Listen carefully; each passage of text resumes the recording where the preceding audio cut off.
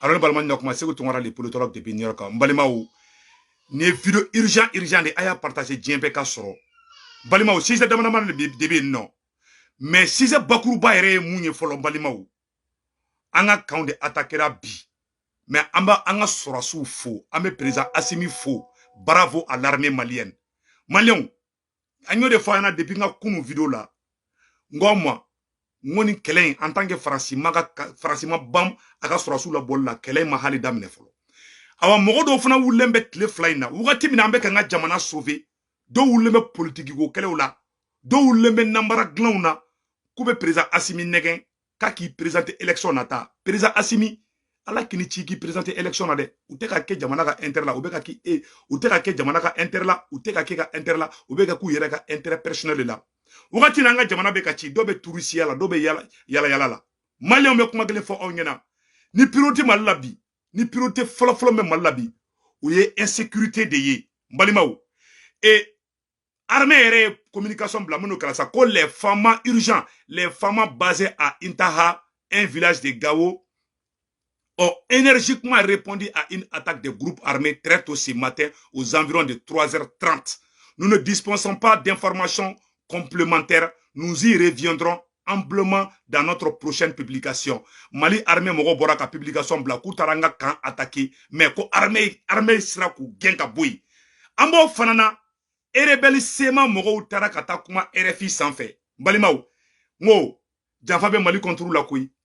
janfa be Mali contrôle la mais ala de be Mali ɲuman bon na nyo de fɔ onyana ngo français ma kla ka jouer la alibi yaro ne de ni kuma ni fɔ onyana utara nga surasu attaquer mais an be woro mina an ye information tellement mun sɔrɔ an y'a mɛ ka fɔ ko uma sanga surasu la an genu information sɔrɔ ka fɔ ko unanga surasu tura ɲɔgɔn na mais alhamdulillah Mali surasu sera ka riposter u y'u gɛn ka boyi sɔgɔmada na anya sebele RFI la ka fɔ ko sema mogo no erebelu ye kolu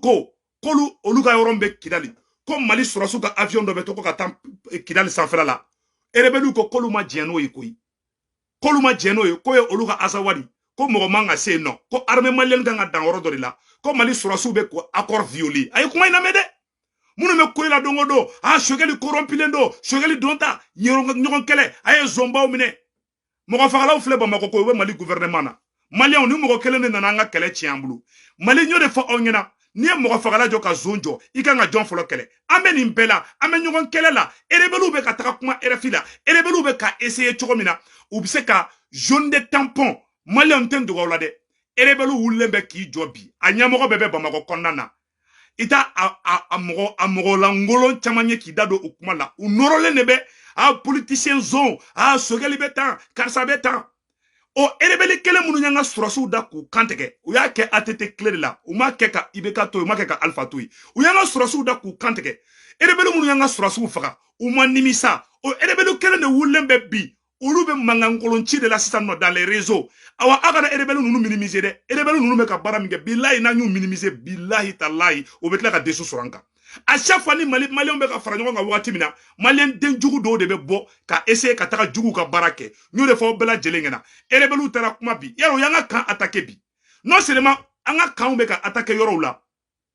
rebelles fana bɛ ka bɔ ko olu ka zone k'olu y'a remarqué ko avion dɔw ko avion mena kalan RFI da sɛbɛn sɔgɔmada na Serge Daniel correspondant de RFI u y'a sɛbɛn sɔgɔmada in na ko rebelles ko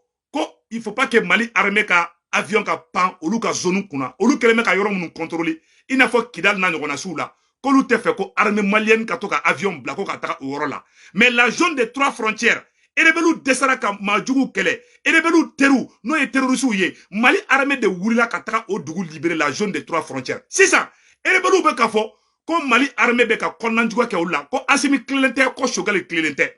rebelles bɛ ka Assimi kɛlɛ u bɛ ka Sogɛli kɛlɛ Malien den jugu den langolon den minnu kunkolo den minnu tɛ hali u bolo n'u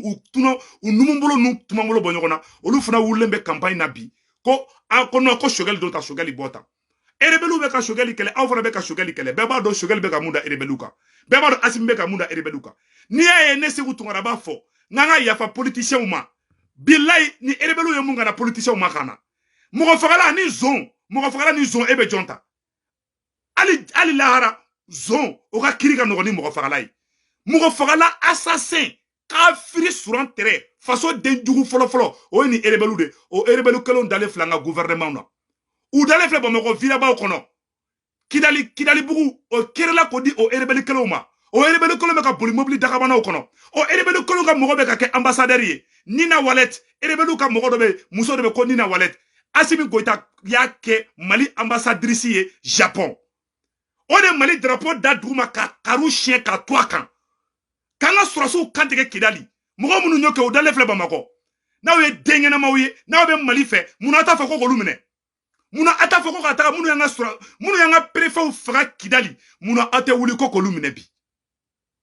anga zomba mine nunu na nga kele u chinge erebelu yanga noren attaquer domina na wula chafa ka ta erebelu kele faso den jogo do be na nkulo nyagami no ha yere dama de don karsa e warde barba détourner en fait karsa ni ke ya fait kan yere dama kunkar nyogona kan yere dama kunshi nyogoma ala ntise ka be ala ntise ka force sorobi jombe mu nga dossier jelendo est-ce que Assimi est simple est-ce que c'est ku tungara jelendo est-ce que mo jume mu mise ki bolo korota ko e ma kondoke ambe banga ko de dakere fe ka nyese bi na man tege di nyogoma bi na ma Mali perdi aka shibo se ku tungara tege kondana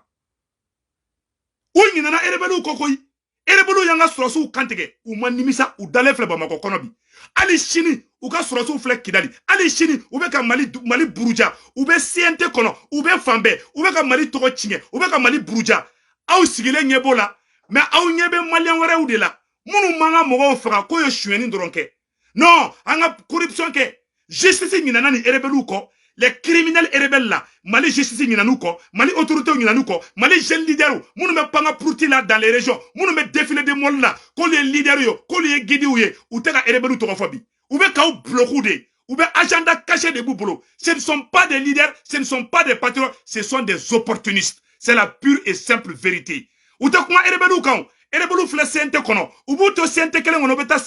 kuma TV5 na ube Mali toko chienno o erebelu kelen ayu kuma kana ma ukele be ka mufoya Malion ayala je erebelu be ka barajugu min kede awa ataki fefe be ka ke java fefe be ka ke Mali kontu labi wallahi erebelu be taman kalamala awu kanya mogo be Bamako de uka mogo be ka nome ali shini mogo shite kuma ola ushite kuma ola mbali mawu mena yoro kala aw nambe jambala yo nyogo fe erebelu kelen be ka fe muka ayala je de ayinu kuma la mede les chefs militaires des ex-rebelles partent du survol des jaunes qu'ils contrôlent par des avions non identifiés et ils ont un peu sur qui vivent. Le communiqué pour une fois n'insiste pas au fait de l'ex-rebelle attaché à l'accord d'Alger, une source de cœur de la coordination, les mouvements de l'Azawad expliqués à ce stade. Tout le monde sait que l'application de cet accord est positive. Nous voulons savoir le gouvernement. En fait, les ex-rebelles appellent qu'ils n'ont pas totalement abandonné l'idée d'autonomie d'une partie du Nord ne cache pas leur ressenti. Selon eux, au sein du gouvernement malien, certains départements donnent l'impression de ne pas appuyer l'accord d'Alger. Si ça va couler de la scène, non. Ni erebelu nunu, hali shini, ou muka agenda bla, hali shini ou be azawadi nofe, hali shini ou be ka francité facita. Angi nana erebelu ko, angi redamale be ka nyogon posobi. Ala bi se ka barka do ona mo munu yanga surasu da ku kanteke u dale fle Bamako kono bi auto kuma olu kane shogeli betande shogeli lozumanda de made shogeli betande erebelu be ka mungo to fo asimi o shogeli o se ku tongara o che benogole no woro dola odo ko so ne ko ma ay Mali politicien wole aka kele bani beche ni yafa kera erebelu ma okuma erebelu de ka teme toka erebelu munu nga surasu da ku kantike olu e Malien ka teme toka ute Bamako konnana ute ka nomewa Assimi nu inenge ki bla injustice la nunu be u ka intérêt personnel de nofa ute Mali ko kelela mbo fingina bi u be farafarali de la Mali mogo te farafara bi na manya kanya fara erebelu ma ame yafa bedema y a pas plus criminel que ces rebelles nunu dani terrorisme fara nyoko ka bo fo Libi kana Mali ci kanga okolso ci kam domso violé kam baw genga bo bugu kono kanga bugu jeni kanga okolso jeni kanga docteur so jeni jonyo barake ni erebelu do barake ko jugu flabe teme mogo fakala assassin olu fle Bamako gouvernement na u daleme villa ba kono u to nyi were olu la de u bu nyi were de parce que ni ko une politique de ba koro ne se utungara ko de ntenambara la nabe kiri tege nabe justice ke si la justice est vraie muna rebelle nu temene ku don kaso la parce que marfa de bubulo ko boka fenge yoro ma be kari yedi unoralembe ni politicien ngani choueni ge yan fait ou yeni warba détourner yan fait mais rebelle fle yan fait ou tese rebelle ma parce que marfa de bolubulu moi ma position de force de là awa tien bana maliko la malembe ka tien de fo yana koy na be réconciliation vrai ke na be malikura no fait malikura te joni ngalo ngede ne bo fo anyana bi soit abe rebelle na be politicien mina ku don kaso la abe taka ni rebelle kelo no fait non seulement ou yanga duguchi non seulement ou ya mali lebu ali chini rebelle ma ya fa deli malien fait ali chini rebelle be ka continuer ka baraka ni terroriste ye ali chini o rebelle kelo be mali gouvernement na Bamako konana ali chini o rebelle kelo be ko barajugu ke ali chini o rebelle kelo mo dabla ali chini o rebelle kelo be azawad no fe aw nyina olu be ko anyina olu be ko anyina na be ka nyogon kele ayara ma be ka nyogon kele rebelle be ka force soro ni na to chaque fois rebellion mana wulu be fanga soro anka do re teni naga ko dron du mana kani pata kan de buda rebelle bu ko mana kana rebelle kuma na biso mana ina rebelle ma dogo de ko luka azawadi ko be do luma uga nyamogo tene Bamako rebelle ni farasima baraka kanga duguchia rebelle ni farasiye baraka ni terroriste ye baraka ma dogo mogolaw utene Bamako konana nawe de muna atata ko na ebe justice no fe muna ta fe ko gumne ku don kasula uma dabla fana boy rebelle ma dabla de odoko so Assimi ni be malikura no fe I kolosi Assimi ni be malikura jo I kolosi il y a des opportunistes il y a des jeunes opportunistes autour de vous ou te fara nyogon kan fe chama be ki negen kiki ka candidature do billahi ni yake be nimisa mbo foko dugila bi ni yake kadiga candidature do ne il y a fo malien bengena Assimi kiti présenter ni ti présenter charte de transition bora kiti présenter adobe campagne de là agenda be ka campagne ke agenda be tourner de la Mali dugu ni nyonche Mali village ni nyonche ko Assimi ka ke candidat Assimi malien be bi fe ne se ku tungara kuma na wo ne ma kuma wo mogo were kuma na wo mogo ma kuma wo ablay kuna ibe ka Mali libérali mu ke be bi fe to nyina ni place nyina no yere promotionnel de wulembe bi ka u farni wuli ku jo ko le leader baw ye ko de bi se ka Mali on a son Assimi ni mogo be Mali on a so ye blo faire de donkoyi war nyina de do awa shite nyongo fe Assimi ni be fe ikato président la candidat do glan ika Mali politicien be wule ka yafa bema ni be yafa elebelu ma fsani politicien unye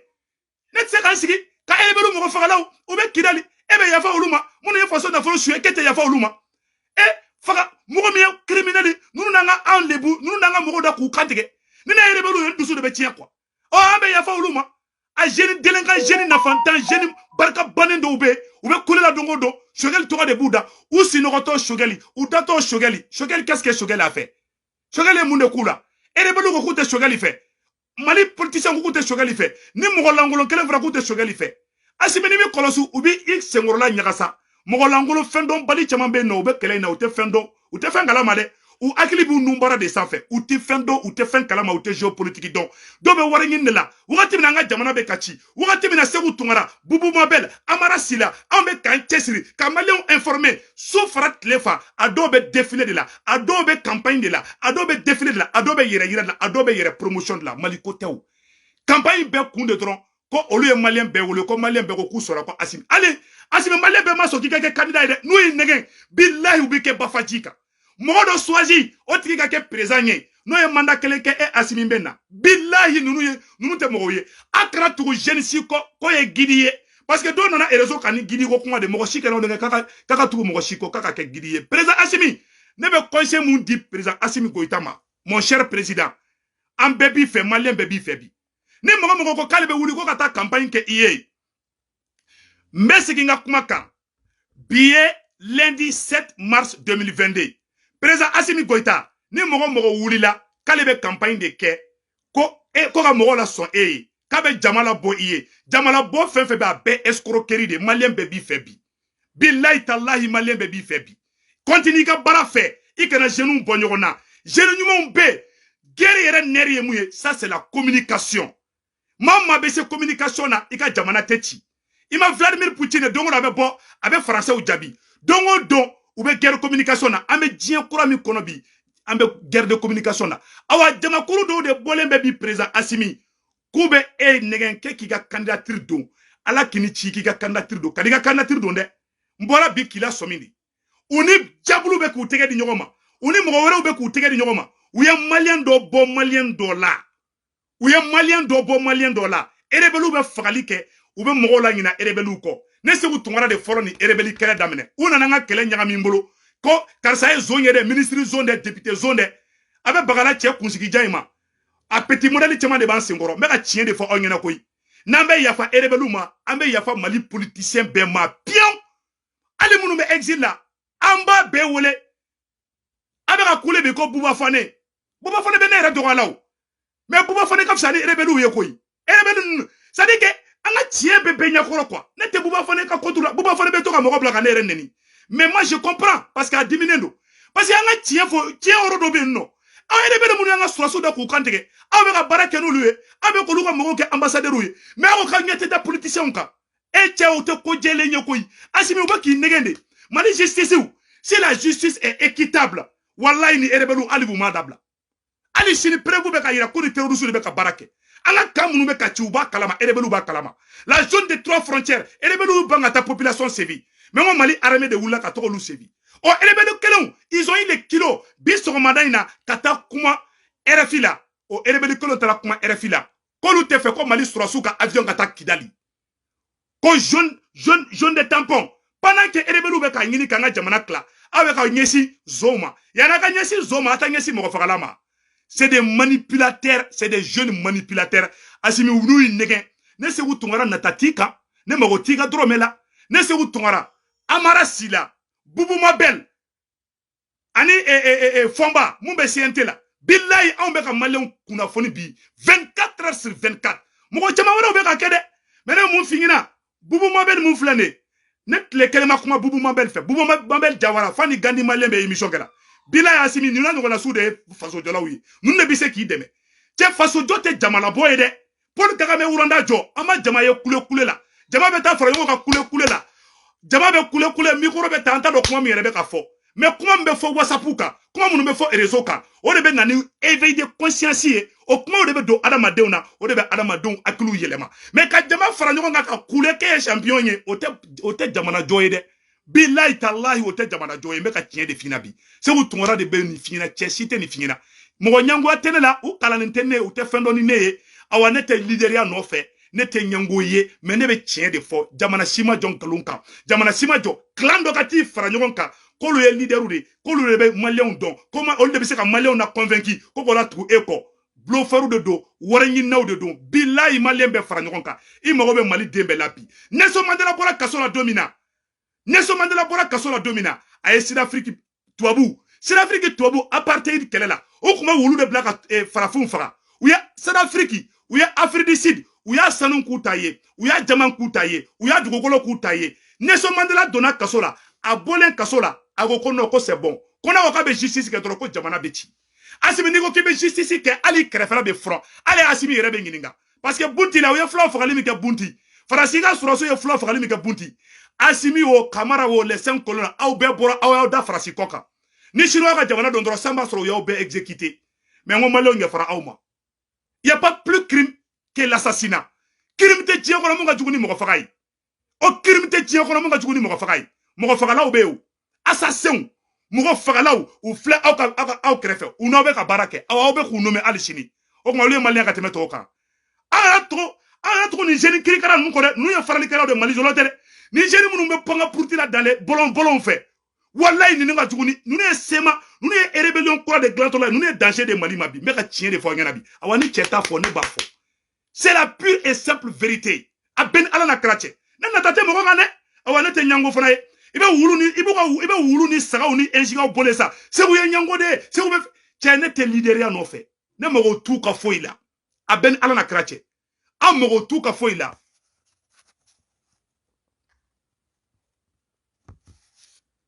voilà an mago t'u ka foyi la an bɛ mun ɲɛfɔ dɔrɔn an mago bɛ fɛn kelen min na bi o ye fara ɲɔgɔn kan de ye an mago bɛ fɛn kelen min na bi o ye ka maliyɛnw bila sira ɲuman kan an tɛ mɔgɔ si manipuler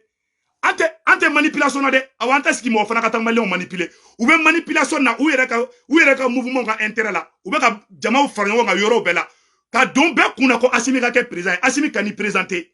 ni Asimi kɛra président ye a bɛ fɔ ko de Asimi sigi awa u bɛ ka alliance kɛ ni zomba kulew u bɛ ka alliance kɛ n'o de yan'a ka taa baga politicien zow ma erebeli mɔgɔ fagalaw filɛ Bamakɔ kɔnɔna na hali sini u ma nimisa hali sini u ma yafa deli mun na tɛ wuli olu kama de bon à rien la abe kula dongo do sogeli a dota sogeli a bota ni sogeli a dota sogeli a bota erebeli mun yanga mɔgɔ faga ate kuma olu kan cɛ o da to utara ka farafin dan quoi a bɛna na kratche chama me kule la enjigaw de do ti fɛn dɔ de meka tiɲɛ de fɔ ɲɛna bi dɛ awa anan sigi dɔrɔn erebelu bɛ tila ka force sɔrɔ an kan ni a erebelu bɛ force sɔrɔ an kan chaque fois an yɛrɛ bɛ na kɛlɛ fu de créer an yɛrɛ ma ɲɔgɔn cɛ Asimi ni bɛ se mɔgɔ dɔ choisi o qui présenter élection nata in na et Asimi o ka sigi et Asimi ka kɛ vice président ye et Kabara ka kɛ défense ye ayiwa mɔgɔ tɔw ka na n'an tilar'o la n'o tigi ye mandat kelen kɛ o tigi bɛ taga et Asimi bɛ na o la i b'i ka fanga diabo mais kana i présenter kana fini bɔ i y'a fɔ diɲɛ bɛɛ ɲɛna i y'a fɔ CEDEAO ɲɛna i y'a fɔ maliyɛnw ɲɛna chef de transition kura bɔra k'i t'i présenter Asimi yɛrɛ bannen don dɛ n bɛna o yɔrɔ fana fɔ u taara se Asimi ma siɲɛ fɔlɔ ko Asimi k'i présenter Asimi ko k'a t'a présenter sisan u taara don politicien kɔrɔkɔrɔlenba dɔ de ma a bɛn ala na kɛra cɛ u taara bi politicien dɔw de kan u bɛ ka alliance kɛ même avec le diable pour atteindre leur objectif bilahi talahi a tɛ marcher anw ɲɛna yan Asimi to i ka position kan ka n'i présenter dɛ donc an ka taa dɔrɔn n bɛ video bila yɔrɔ la ala ka hɛrɛ kɛ Mali sɔrɔsiw ye an ka terroristes bɛ ka an ka sɔrɔsiw attaquer mun kɛ aw kana miiri ni kojugu ye on appelle ça la guerre asymétrique c'est à dire que nin bɛ hali irisiw sɔrɔ nin bɛ hali américains sɔrɔ i ma américain bolila ka bɔ Afghanistan c'est à dire n'i bɛ ka mɔgɔ kɛlɛ a tɛna fɔ ko armée fila bɛ kɛlɛ la quoi terroristes bɛ ka bɔ côté o côté la ka na an ka sɔrɔsiw attaquer donc u bɛ bali de ka bɔ an t'a dɔn u bɛ bɔ yɔrɔ min na o guerre ma nɔgɔn o guerre bɛ kɛ ni hakilisigi de hali sini a bɛ se ka mɛn k'u y'an ka sɔrɔsiw attaquer yɔrɔ dɔ la hali sini a bɛ se ka mɛn k'u y'an ka sɔrɔsiw attaquer yɔrɔ dɔ la donc o tɛ koba ye o tɛ ba la quoi mais a y'a bila u kunna a ye da Asimi ni Sogɛli la ni mɔgɔ mɛ Mali ko kɛlɛ de la k'a bɛ fɛ ka Mali kura ka jɔ yan'a k'i nɔrɔ Sogɛli la a ka taa fɔ ko rebelle ka marifa da yan'a k'i nɔrɔ Sogɛli la yan'a k'a fɔ ko faso zonba kulew u ka taga rebelle ka marifa da rebelle de bɔra Libi ka n'an ka dugu ci 1.2 tɛrɛ awa kuma banna Asimi an b'i kɔ bi an b'i kɔ sini n'i bɛ Mali kura nɔfɛ politicien bɛɛ wele i ka amnistie voter ka yafu ma Asimi tɛ se ka yafa ni rebelle ma ka tila k'a fɔ k'e bɛ politiciens kɛlɛ o ye politique de dɛ o tɛ ko jɛlen ye awa ni mɔgɔ to tiɲɛ fina ne b'o f'i ɲɛna bi n'i bɛ yafa i bɛ yafa maliyɛn bɛɛ de ma tous les Maliens sont nés égaux maliyɛn ma fisa ni maliyɛn ye dɔ tɛ se ka fagali kɛ ko ka yafa ka ko ma ko dɔw suɲɛni kɛ ko bɛ poursuit o ye politique yɔrɔ de kana don o jeu la mɔgɔ minnu bɛ k'i nɛgɛn k'i bila o sira kan u tɛ Mali fɛ u tɛ Ala fɛ u tɛ kira fɛ Ala ka barika don fanga in na